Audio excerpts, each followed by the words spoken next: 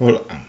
Agora que já falamos das derivadas em mais de uma dimensão, ou seja, as derivadas parciais, podemos introduzir uma noção extremamente importante, que é a noção de derivada direcional, ou, se vocês preferirem, o gradiente.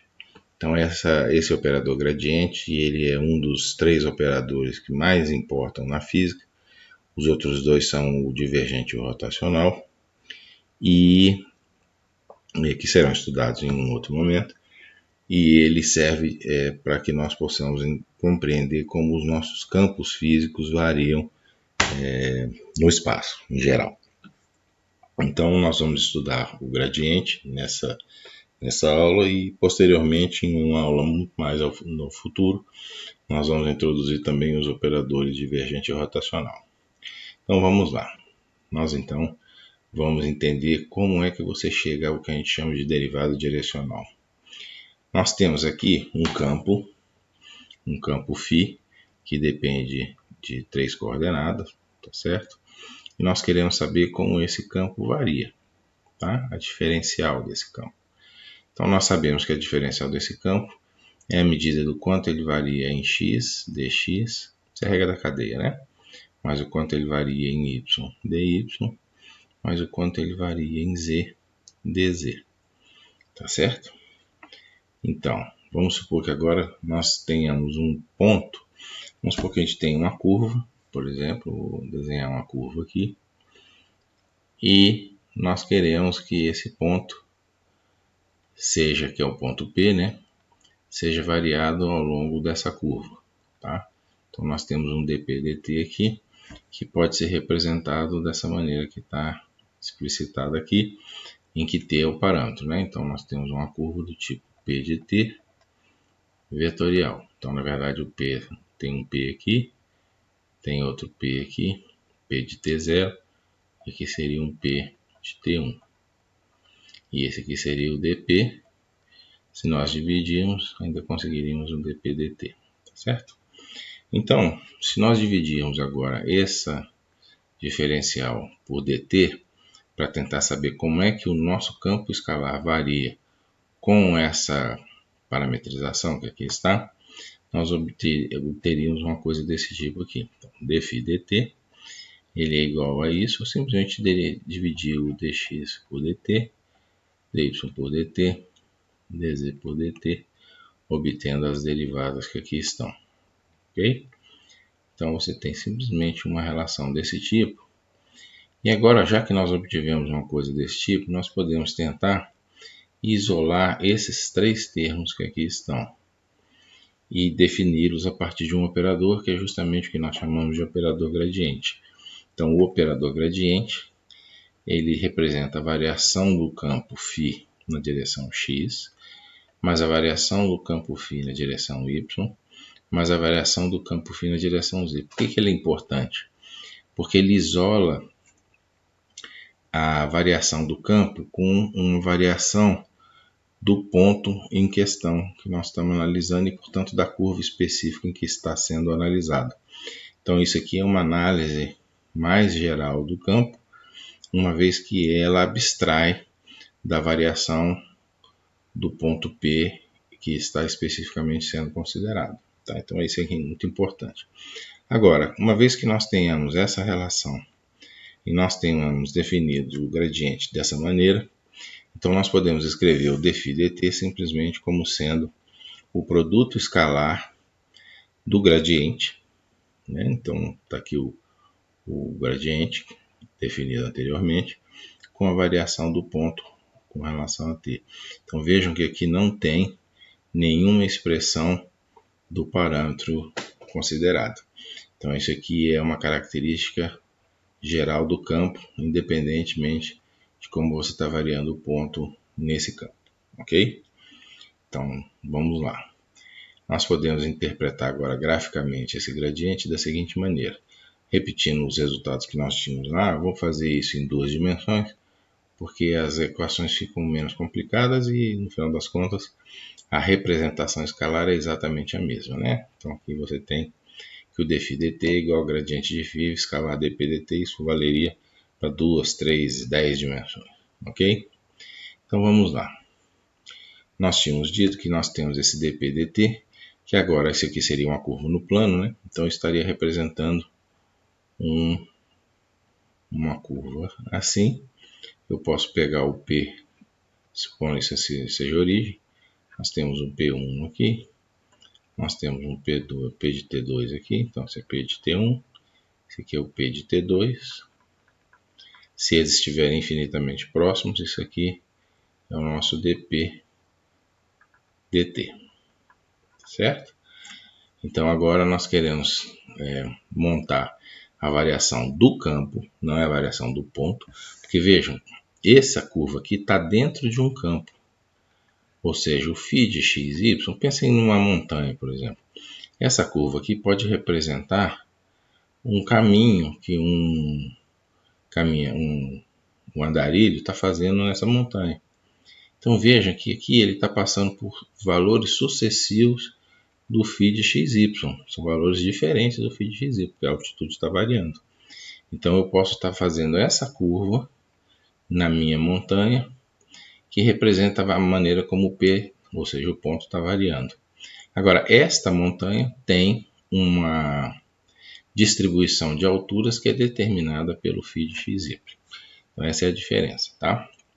Então, como nós vimos, se o dp/dt pudesse ser escrito dessa maneira, só pensando em uma parametrização por comprimento de arco, né? Porque aí ele é um vetor tangente à curva considerada de módulo unitário, pensando nas formas de diferença e que nós já explicamos.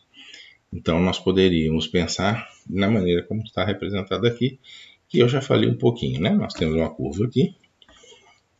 Neste caso, a variação do P não está sendo tomada ao longo da trajetória.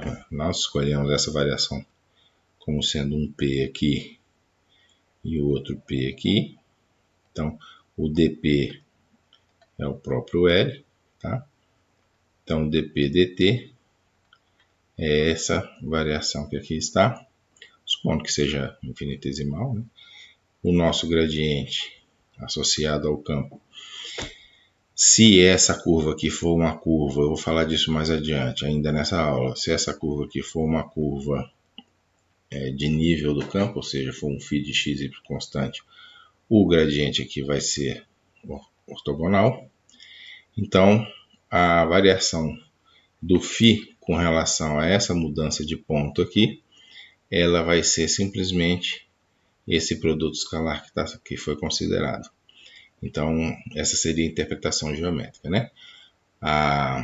O dφ, quando você varia em cima de uma determinada linha, que não precisa necessariamente seguir a linha coordenada ou a curva de nível do seu sistema, tá certo? Então é isso. Então vamos agora entender isso um pouquinho melhor, né? A direção do gradiente. Para fazermos isso, eu tinha prometido, vamos considerar uma curva de nível.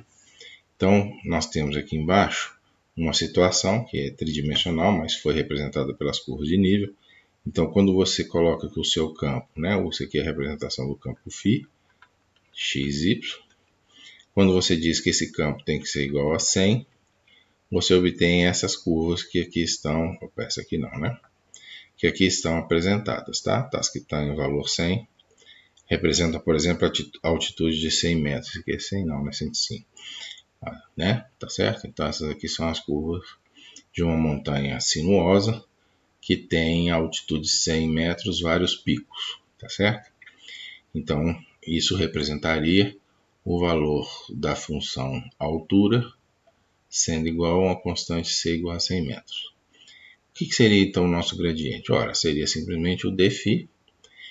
Quando eu tomar o dφ, eu vou escrever dφ, gradiente de φ vezes dr, simplesmente não derivei com relação a t, né?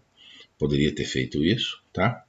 Esse dr aqui, agora eu estou pensando sempre num dr que é tangente a essa curva, né?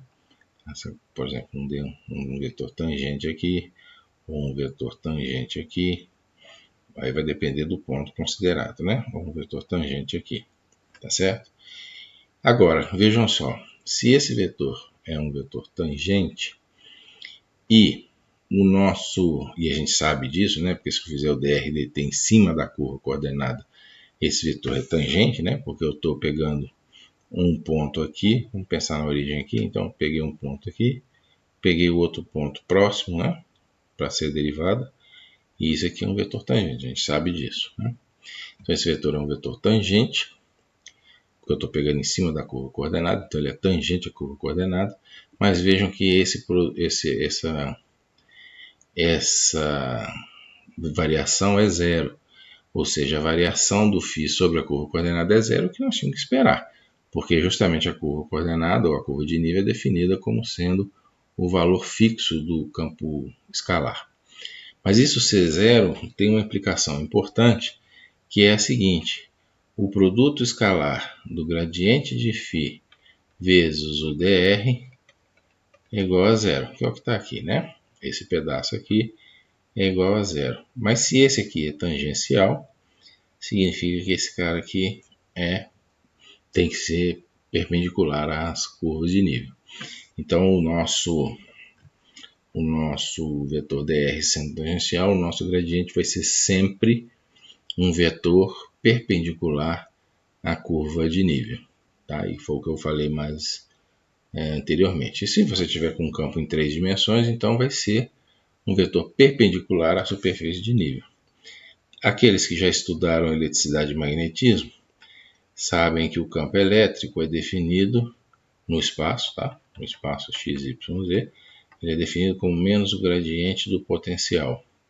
Ora, esse potencial aqui representa superfícies de nível, tá? De potencial constante, tá? C1, C2, C3. E o que o campo é, então? O campo vai ser vão ser vetores em cada ponto que são perpendiculares a essa curva, a essas curvas de nível nos pontos considerados. É por isso que a gente diz que as linhas de campo cortam as linhas equipotenciais em um ângulo de 90 graus, tá certo? Então isso é muito utilizado na física, é importante que seja bem compreendido o conceito. Então era isso que nós gostaríamos de ter apresentado nessa aula. Obrigado por assistir, tá certo?